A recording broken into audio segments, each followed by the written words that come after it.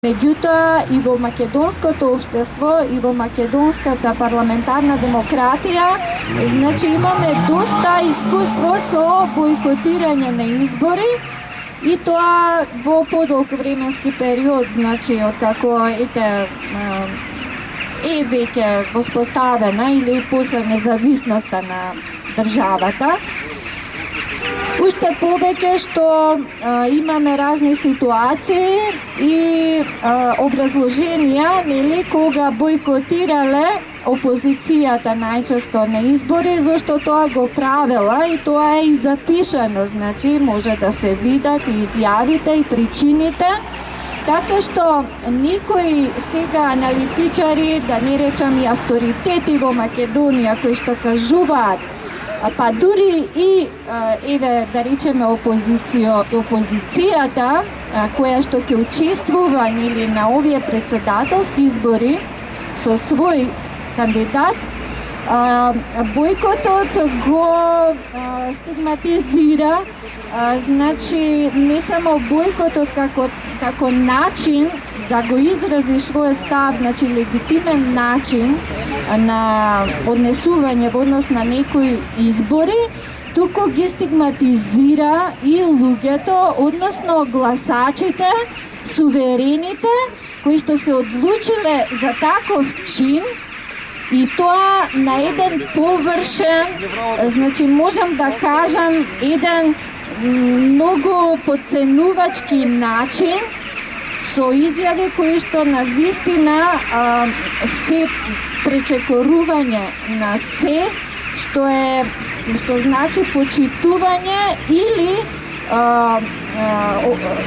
давање предуслови на суверенот да се чувствува слободен, да се чувствува почитуван и да се чувствува достоинствен кога треба да излезе на избори и кога тој има став за тие избори, значи од самите политички партии кои што се надеваат на неговиот глас. Во овој случај да скратам, значи сега пред некој ден ние кои што не само ние овде, туку сите кои што сме на ставот дека треба овие председателски избори да се бойкотираат и ги наведуваме причините зашто не нарече, значи опозицијата дека сме слуги, нели, на тој првиот човек на власта, против кој ние 2 години ги изразуваме истите, значи конзистентни ставови. И токму и затоа сакаме да бойкотираме за да покажеме дека суверенот не може да биде слуга. Значи тој само треба да остане суверен и господар, а тие кои што се борат за неговиот глас треба достојно да ја заслужат довербата. Значи на самиот почеток веќе ние многу работи гледаме, значи самите тие актери и претенденти, нели, наследно владење во државата, самите се разоткриваат затоа што не ги усвојуваат подлабоките суштествени причини и основи на суверенот во својата држава, кој што одлучува за нејзината иднина. Во таа насока, значи сега сакам да укажам на тоа дека многу е важно секоја ситуација во дадена земја, конкретно и во нашата држава, каква што е актуелна денес, да се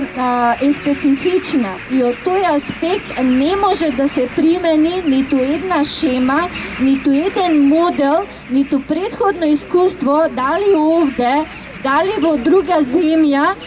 како што нели таму се случило, тука да се примени и некој да промовира или да препорачува, нели, и категорично да укорува дали некој треба или ќе го повика да го бойкотира или дури дека тоа е нешто што е за осуда. И во таа смисла, значи, повторно ќе се навратам на нашата ситуација. Македонскиот суверен овие 2 години го доживеа вистинскиот пекол, значи, не само што не постои демократија која што би требало барем да функционира и колку толку да се движиме суштествено кон некои повисоки демократски вредности, туку овде се изврши геноцид под превезот на демократијата. И сега македонскиот народ, имајќи го тоа искуство, бидејќи беше оставен сам на себе си, како знае и умее да се справува со тој геноцид, сега едноставно становиштето е дека сите оние, односно и позицијата, и опозицијата, и оваа нелегитимна власт, што придонесоа да се случи ова, значи да му се случи на народот бришење, уништување на државата, едноставно не смеат, ама на никаков начин да бидат гласани или да се излегува на избори каде што тие се главните актери. Затоа што разочарувањето е многу големо и поради тоа ние прелиминарно, значи, го ја имаме за нас таа е опција, меѓутоа во овој случај, поради ситуацијата во која сме ставени, треба да биде еден историски бојкот како на парламентарни избори, така и воопшто на избори, каде што народот нема да излезе на избори, нема да гласа за понудени кандидати кои што не го спречиле разнебитувањето и уништувањето на државата. Значи тоа е прво и основно. И секаде каде што примерите после следните денови поподробно ќе ги образложам. Значи на секаде во светот се кажува дека бојкотот е едно легитимно средство да не легитимираш никого за кого што сметаш дека не треба да го има